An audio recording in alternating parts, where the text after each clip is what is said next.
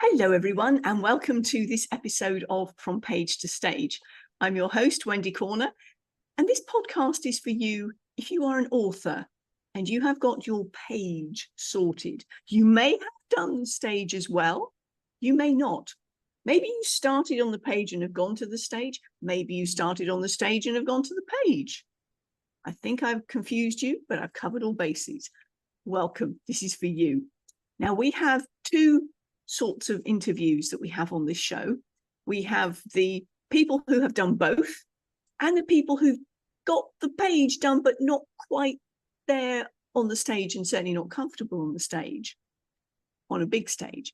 So this is where the podcast comes in. It's a one-on-one conversation so that you can cut your teeth and realize that podcasting is also public speaking. So welcome. Right, let's get down to it, shall we? I'd love to introduce you to a very good friend of mine, Laila Ansari, based in Perth. We have known each other. We have worked together for a few years now, and I'm excited to introduce you to her. Now, I could wax lyrical about Laila and what I know about her, but she knows herself better than I do. Laila, can you give us the lowdown on who you are and what got you to this place in life right now? Thank you, Wendy. Thank you so much for having me. Wow, what is the journey of one's life? So I'm originally from Southern California, and since living there for at least my formative years, I left and departed as a young adult, and have lived in 3 different continents since then, and finally residing in, like you said, Perth, Western Australia. With regards to my career, formerly I had a foundational career as early learning educationist, a teacher.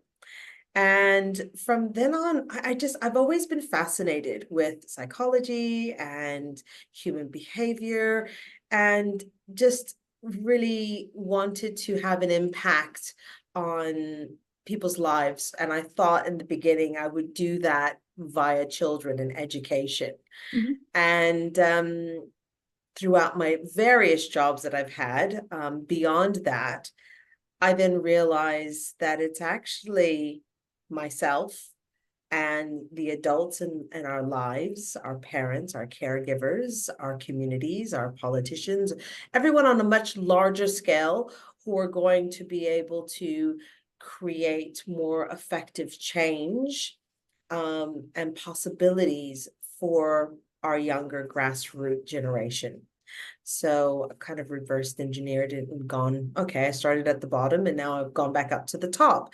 And I've spent the last nearly 5 years educating myself in various courses and certification qualifications, but have landed on becoming a master practitioner in neuro-linguistic programming. Mm-hmm.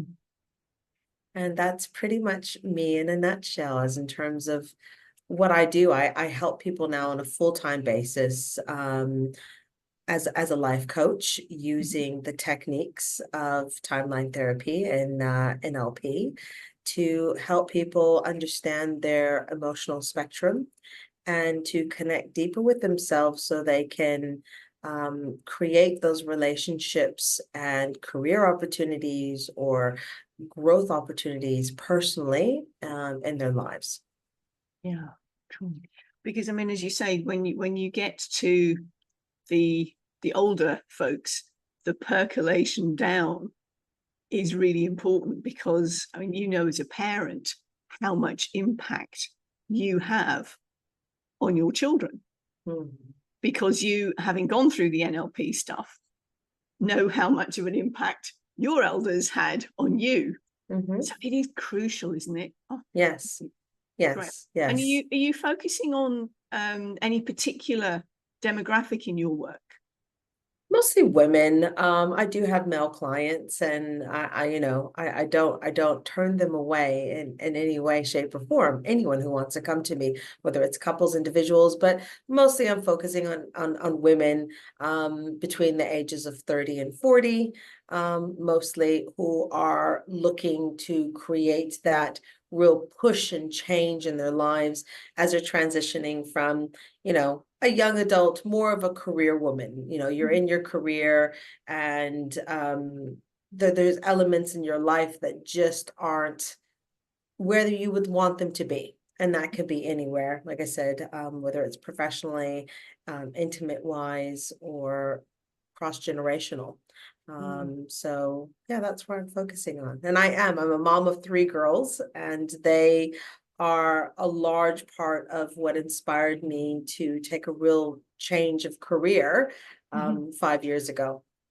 Right. And so can you see how your learnings over the last 5 years have impacted your parenting skills and style? Oh, without a doubt. Yeah. I'll share something with you. Not the best of proud moments, but my children came across, you have this, now we have technology, digital iPads. They came across an old iPad that had died, but we still had it. And they fired it up like you see in the movies. They plugged it in, they got some life into it, and they were like, quick, we've got to download whatever we can, extrapolate from this iPad.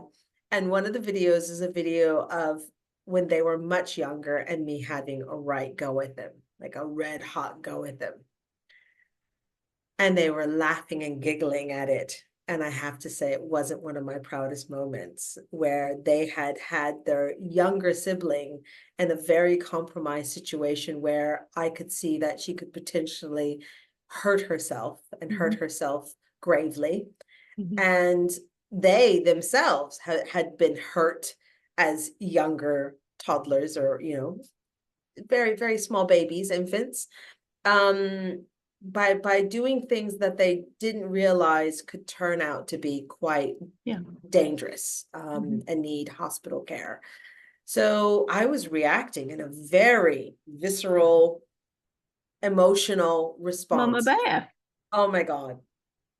But now that I do what I do, and I know what I know, and have done so much work on myself, physically, emotionally, spiritually, I was like, they were shaming me.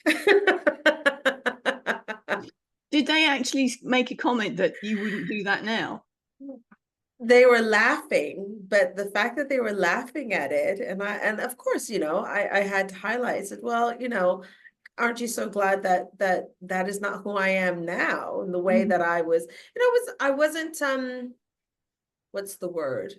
Derogatory or abusive, but I was very, very much heightened in my emotions and my expression, that if they didn't look out for their sister, they were going to be in grave trouble.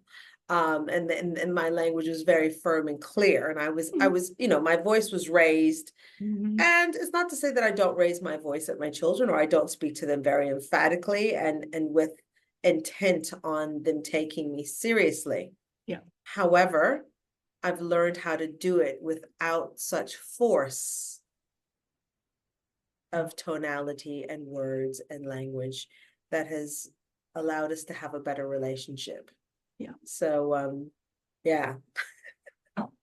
So much has changed. Absolutely. Absolutely. And as you say, when you do the work on yourself, it then means that you come from a position of experience. And it's not simply a case of, I've got letters after my name because I've been to university or whatever. This is lived experience that you can take to your work. So let me backtrack for a minute.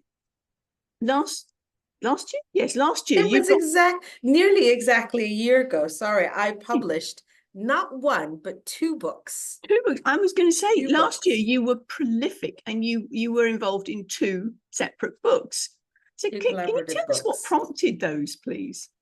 I've always wanted to write a book. That was just something, as a young woman, I don't know, it's just, it was always a dream of mine. And I don't know where that came from, but I would always think I'd like to write a book. And throughout my life, because I have lived in different places and different cultures that are very diverse. I lived in the UK for quite, over a decade. I lived in the Middle East for well over 5 years. and then Australia for now 14 years. I've been residing here, and culturally, like I said, even if you speak the same language, the cultures and the backgrounds and the diversity of the cultures that come into wherever you're living impact your assimilation, your integration, your experience. And so, you know, when I speak to people who are locals, wherever it is that I would be living, and telling them about my life experiences, they'd say, you need to write a book. So fascinating. And so, of course, when you get down to what am I going to write a book about, someone approached me and they were writing a book about self-love. And it just happened to be almost, you know, very serendipitous that I've been doing all of this work on myself and really understanding what self-love looked like. You know, it wasn't just getting up in the morning and doing my hair and Having a bubble getting, you bath. know, yeah, or going getting your nails done or getting a facial. That is a form of self-care and self-love, but it's so much more than that.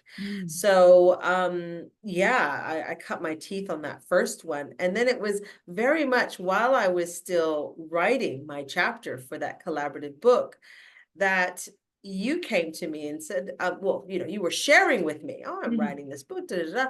And, you know, I've always admired the work that you do. And you know, at that time we were friends. And I just thought, oh, I'd love to be in this book with my friend and somebody I admire. And I also, the title of the book and the purpose of the book really resonated with making a difference. It was called Making a Difference. And here I was, yes, here I was in my life. Yay. Here I was in my life, forging forward and making a difference, not only for myself and my family, but for my extended family, community, and the world as a whole. Yes. And so that is what, you know, I guess the foundation. And I always had in mind that I would do 3 collaborative books until someone actually that I met while I was over in the States last year said to me, what is the purpose of you doing 3 books? You know, what's stopping you from doing your own book? Solo book. Yes. Yes. And I went, oh, good question. So at the moment, with everything that I've got going on, I've written a bit, Have but you? nothing. Yes, I have. Yes, I have. But nothing that would equate to the volume that is required to write a book. But of course, you have to start somewhere. Do you have a working title? It keeps changing. It keeps evolving, I have to say. And so what I'm finding is that I'm allowing, like with the process that we did with our book that we wrote together and the other books, is that I have a purpose of what I want to get across. Yep. And it's more how to with your life type of book than an autobiographical, here's my story of success. Yeah.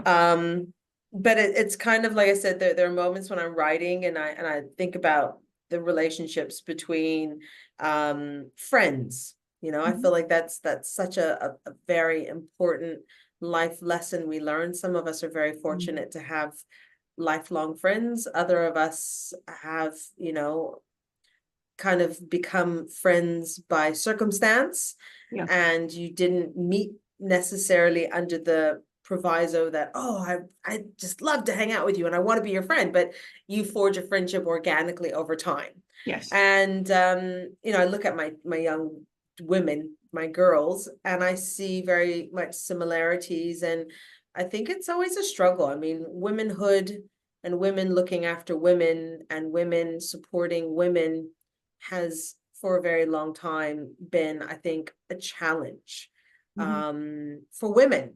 And that's the way I look at it. And so I don't know, like I said, at the moment, what's inspiring me is looking at the dynamics of who we are, who we want to be as women, and how do we form those supportive, connective friendships that help us be a better person, that are forged beyond just like we have commonalities of what we like to do, and Yeah. I mean, the let's thing is let's do a little bit of gossip or traditionally, I mean, the classic, it takes a village to raise a child. We were still part of an extended family. And so in more traditional cultures, you've got the women of the family, you've got the women of the community supporting particularly new mums, those who are going, WTF, I've now got this little being, what the blazes do I do with it? And so you've got that level of support, which in the modern Western culture, we don't have anymore. We're very kind of individualistic. And I think that's really important, that we can recreate some form of support network. Yeah. And also I think as women, we this is coming from a, place of motherhood and not motherhood. I think that we have these strong expectations from society or from culture or from our family polarity. If our families are very career driven, or if our families are very religious orientated, if our families are very traditional driven, wherever our families are, as women, we have this greater expectation of conformatism, of conforming, which takes a little bit longer, and I'm speaking for myself, to really forge forward in your true identity of who you consider yourself to be. Yes. And so I think that that's completely, we're completely different. I think that men and boys are just, and they have their societal expectations also that not all men fit into. However, I think that it's kind of accepted even now for boys to be boys, and whatever boys want to do, boys kind of are able to explore, whereas from a very young age, mothers put their ideas onto their daughters as to what they expect them to be like and to enjoy and to like and to explore, and their limitations. So I don't know, like I said, that's where I'm at the moment with my writing. If it's going to morph and change as it goes along, and I read back on what has been written, we'll see. But yeah, that's my current inspiration. Love it. Thank you for sharing your exclusive with us. Oh, thank you. Yes. It's amazing, actually. If I just sort of put a little probe in there, a number of people who said, well, actually, nobody knows this yet. We've got an exclusive. So you do have thank you very much for sharing that. My pleasure. Thank you. Okay, so your life story and various encouragements from other people prompted you to start the writing last year. I'm going to ask you, have you always been a writer? Were you writing as a child? Did you do creative writing? Did you do journaling? I've always, it's interesting. My mother's an English teacher. Can I say that? Yes. I grew up with a mother who's an English teacher, and a linguist. She has a master's in linguistics. And it was challenging. I love my mother. If she listens to this podcast, I love you, Mom. However, we'll have to send her a copy. I was not able to really properly express myself. This is my interpretation of how I feel. So, take it or leave it, Mom. But it was a struggle to speak without her correcting you. Yes. She was always constantly correcting your English and correcting, your usage of words and prepositional phrases and double negatives. And I hear you. By the time she finished giving you an English lesson, I had forgotten what I wanted to tell her. It was gone. It was very frustrating. Yes. However, the beauty of that is that, yes, I did naturally enjoy writing, creative writing. I found that I was quite good at school at writing. Out of all of my subjects, English was pretty much my strong suit. but I didn't, once again, going back to the work that I've done on myself, I never really thought that I had much of any form of talent. You always look at other people and think they're so much more talented than you are. They're much more capable than you are. And I was of that ilk. I was of that very much mindset at the time that my writing, bless you, my writing was okay, but yeah, it wasn't anything to like jump up and down about. But I found that I also at the same time in high school was part of the speech and debate club. And yes, and at one stage in my life saw myself as potentially being a politician. That's something nobody knows. Oh, another There you exclusive. go. Yes, another exclusive that's just come up. I had ideas of, and I even studied in the UK, education and social policy. Was They my had an election degree. yesterday. Oh, I don't even want to know. I won't tell you. Yeah, I don't. I'll have to look it up. So yeah, like I said, I've always enjoyed speech, debate, writing, but had no idea where that was going to take me. Yeah. Once I had decided that no, I didn't really want to cut my teeth on politics, and that wasn't my calling. That wasn't the way that I wanted to help people. Yeah. Now that I could find another vehicle and being able to express myself and feel fulfillment, feel purpose. Okay, so we've got then that writing has been part of your life. Did you journal as a child? Did you keep a diary? Yes and no. I think I did on and off. I wasn't very consistent. I have friends and I know people who literally keep volumes and volumes of journals. I am not that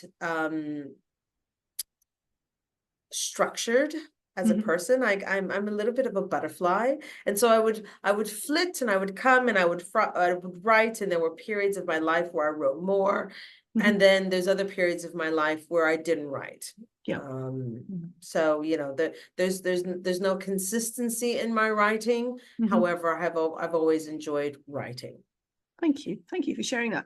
So tell us about your speaking, because obviously if you were debating, and then this is something that I find very curious, because growing up in the UK, we didn't have these presentations to do, as I appreciate that is part of the curriculum in the US.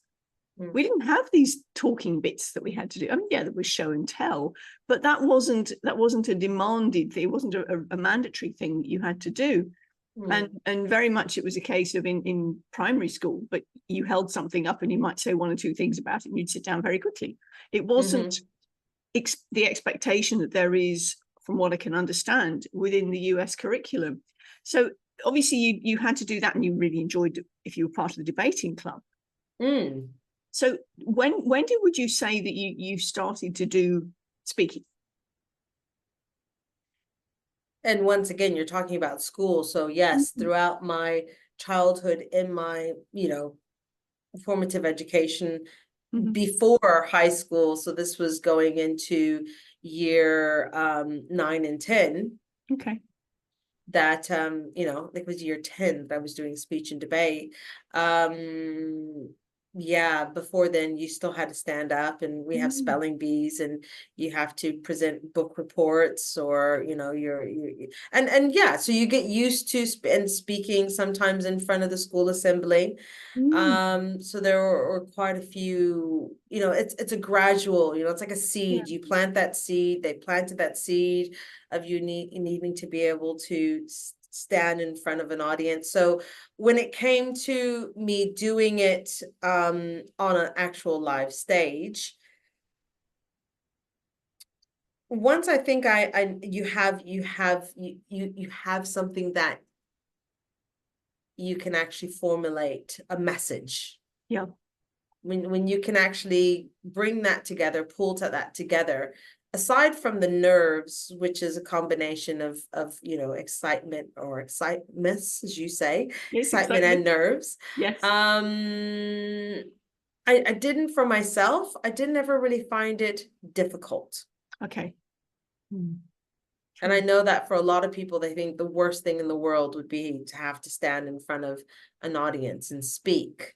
Yes. I have to say, I've never really felt that, Okay. in the nicest of ways. I know that I will feel nervous and excited Mhm. when the opportunity comes to speak in front of a large room of people. Mhm. However, I know that I see myself doing it eventually, and I look forward to that challenge.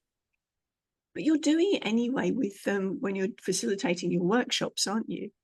That's a Yeah, full. but not hundreds of people. Like I Oh, look forward to, like, when I have an audience, if I had an audience of 50 to 100 people to start with, and then mm, it grew to 2 and 3 or even more. That is, mm, like, that is such a, to be able to hold space mm. and engage and get responses and engagement back. Yes, A skill and a craft, and a blessing, I think, in a lot of ways, because not everyone can do it. true, true. But that's coming. Absolutely, I know it's Oh, coming. it is. Because I mean, part of, as you're doing more and more of your workshop stuff, those will grow.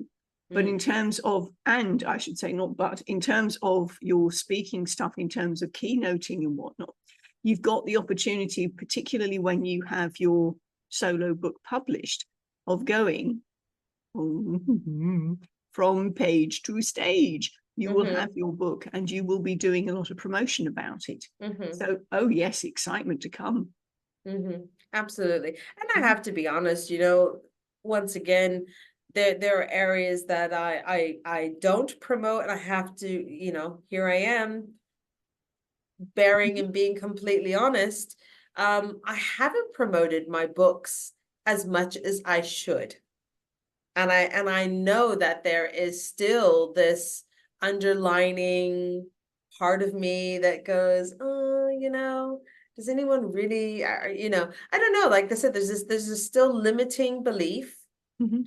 that is preventing me from really putting it out there and shouting off the rooftops of, like, yes, I'm an author. Yeah, I don't have a problem with sharing it one-on-one. However, I haven't really done big promotion of it as I sure, should. sure. Well, I mean, one of the things that I'm finding, particularly with the contributory books, is that the authors don't consider it to be their book because it's not a solo book. It's my book. I I'm know, in and it. this is what I keep telling people. It would not be the same book without you. I'm So of course I'm it's an yours. author. Yes, exactly. But the number You of know? people that I've come across who've said, oh, but there wasn't really. I'm going, yes, it was. It really Okay. was.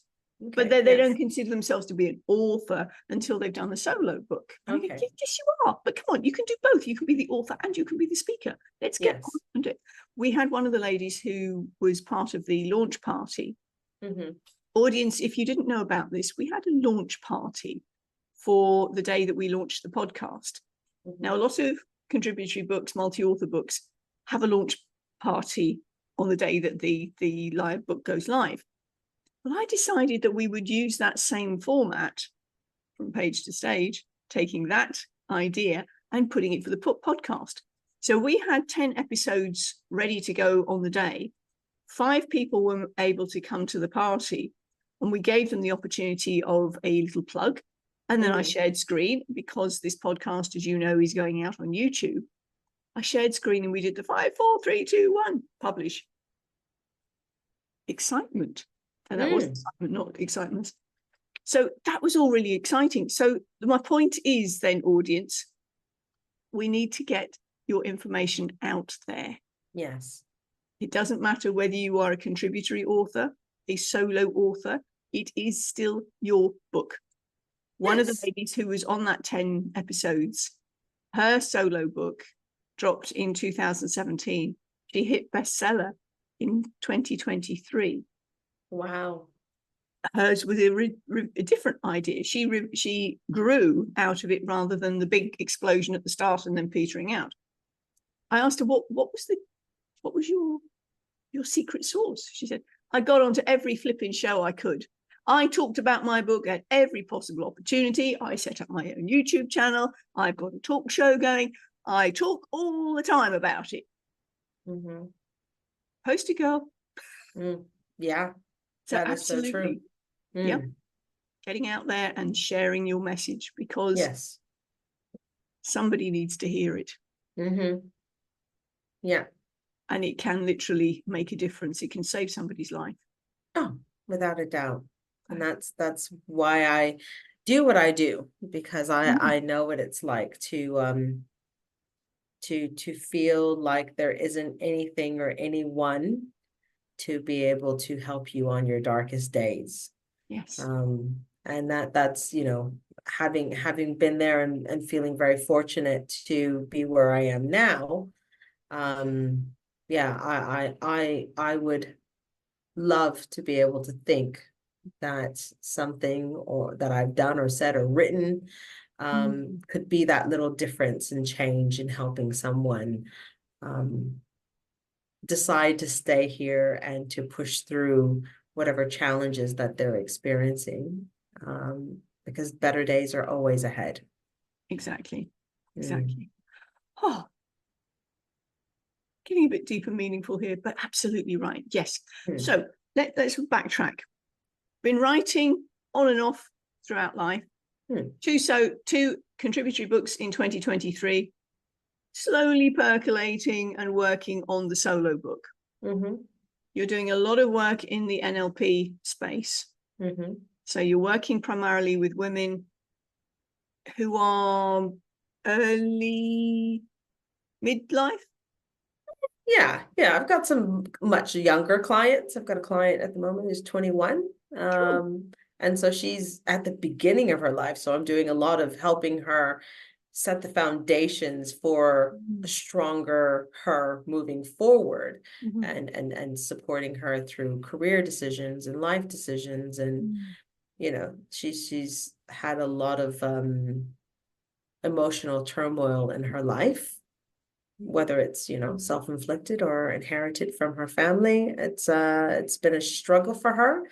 And so yeah, I have those. But yeah, for the majority of the women, they're in between their 30s and 40s and just going, something needs to change.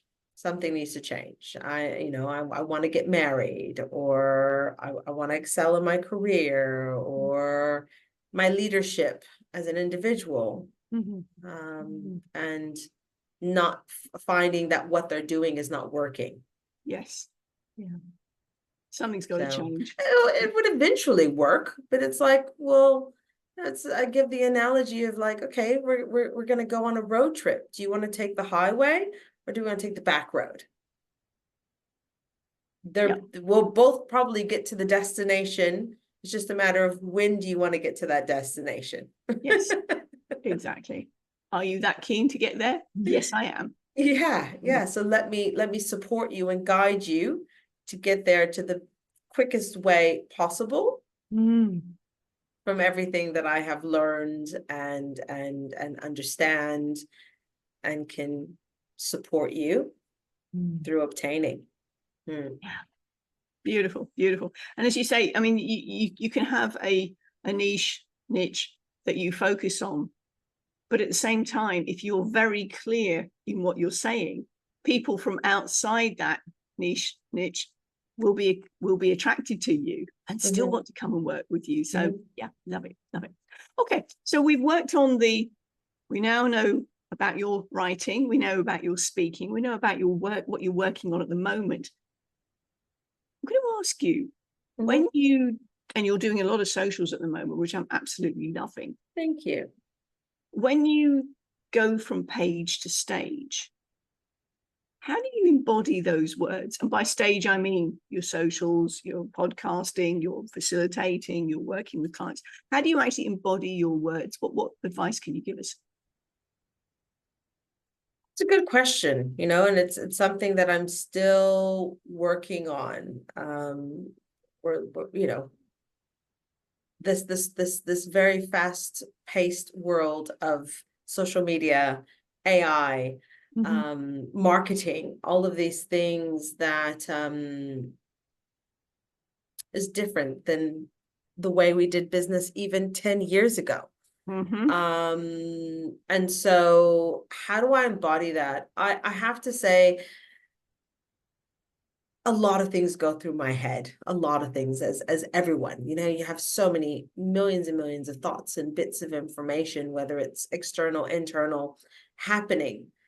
But it's when I feel inspired of whether it's through a conversation, work that I'm doing, a personal struggle, something that I found that has helped me to obtain and to move forward in the direction that I'm looking to go into. I share that. Like I said, through my social media. I would love, and I'm working on it, of being able to, I think it's more confidence, Wendy, because when you sit down and you speak to people, and I speak to my clients, and you realize how much knowledge you've acquired, how much information you have, whether it's through your life experience or through the guise of studying, upskilling, you do realize and recognize how much you do know. Because we're always looking and comparing at what we don't know, what we don't have. So, you know, like I said, it's finding the confidence, and I think writing the books really did that for me. It really gave me that evidence, because we're always looking for evidence. Yes. It was solid evidence of like, I could write a book. Yeah. And even with the process of writing the first one and writing the second one, I see my own growth journey. Yes. Of how the first book was written, or the first chapter was written, as to how the second chapter was written. And I welcome and I look forward to really seeing the birth of my solo book, where you know, I can feel like I've arrived, and maybe that will be the time then that I will really be taking myself to a bigger platform and stage with a collected body of experiences and knowledge and gifts to offer to others.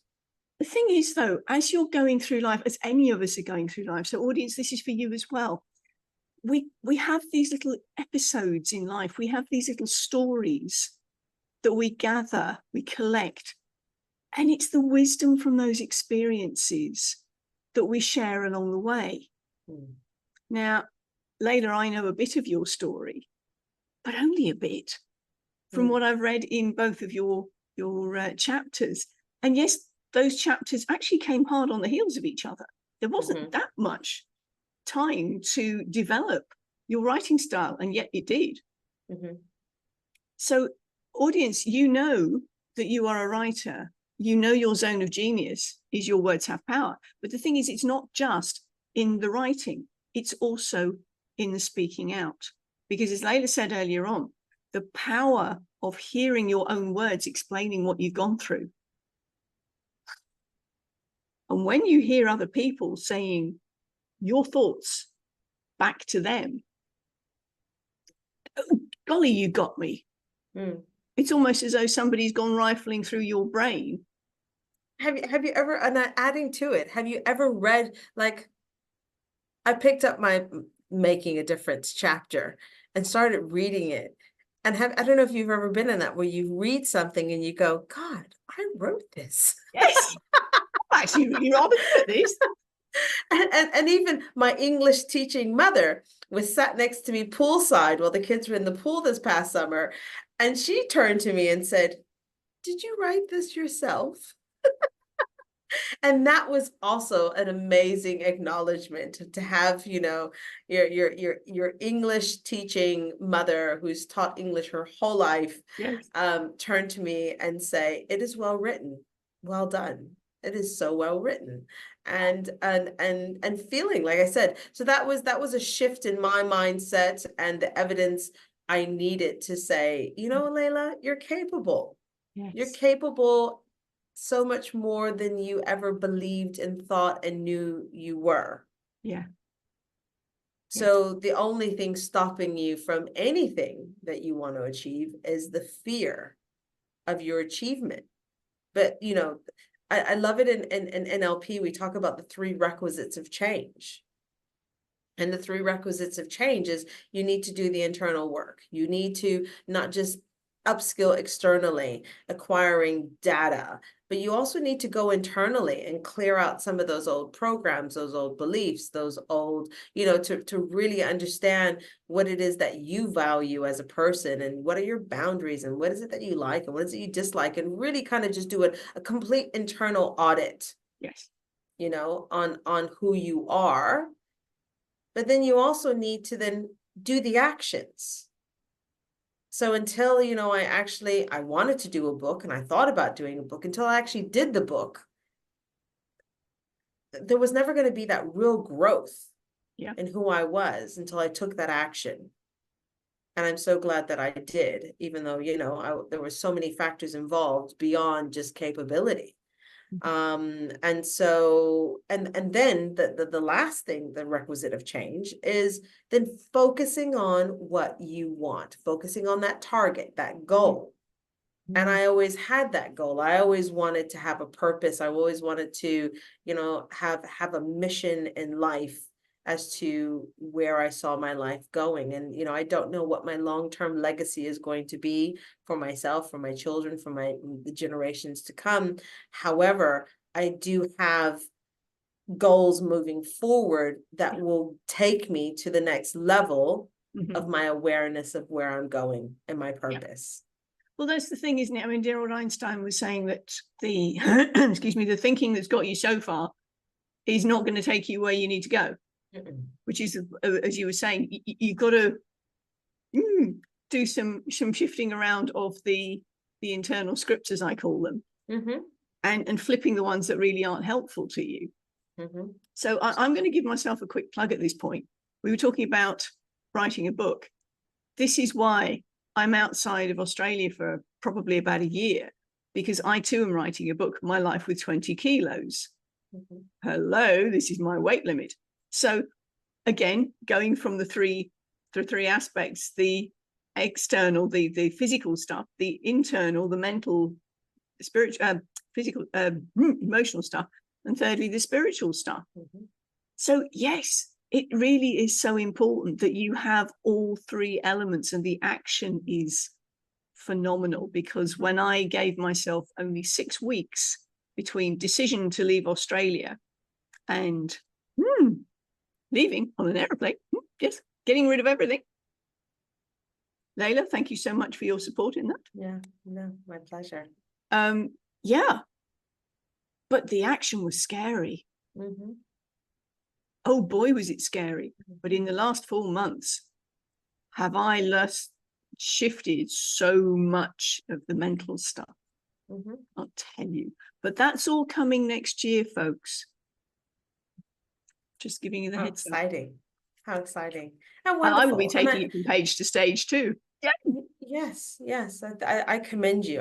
Because more people need to do not exactly what you've done, but just take that form of radical action in their lives. Yeah. They think about it, they ponder on it, and they do nothing about it. And time doesn't stop. And as it evolves and it progresses, other things come up, life circumstances change, and you never have that moment again. And that was what really inspired me to just grab the bull by the horns and to take the opportunity to write both of those books simultaneously, on top of working, on top of being a mother, on top of being a wife, on top of supporting, my husband and I have another business. There were lots of things going on, supporting my family, my elderly parents, whatever it looked like. I still managed to do all the things I needed to do. Nobody suffered. Nothing happened untoward. Nobody died. No, but I had to make that decision that I was going to do it like you did, and then figure out how. Yeah, exactly. And having lived through that experience with you, and knowing of the plethora of things going on around you, I absolutely honor last year was a toughie for you. So thank you so much for sharing your wisdom out in those 2 books. So good. Thank you. Okay, so Laila, winding up then, Oh, have we got any final thoughts that we have? Maybe is there anything that we've missed off as you shared your page No, to I stage? just really want the anyone who picks up this podcast and listens to it and, you know, has any inclination and thoughts about taking their words from page to stage, or, you know, maybe they've been on the stage, but now they want to put it onto page, whatever it may be. It's just like, your words have power. You know, your words have power more than we actually accept and acknowledge. Yes. And if you have a story, a message, take action on it. Don't allow any of those internal or external limitations that you believe are going to hold you back. You know, take those actions, create change, positive change for you and somebody else's life. Yeah. Oh, so good. So good. Thank you so much, Laila, for sharing with us your from page to stage. Yeah. Thank you, Wendy. Thank you so much. It's been an honor and a pleasure. For us, bye for now.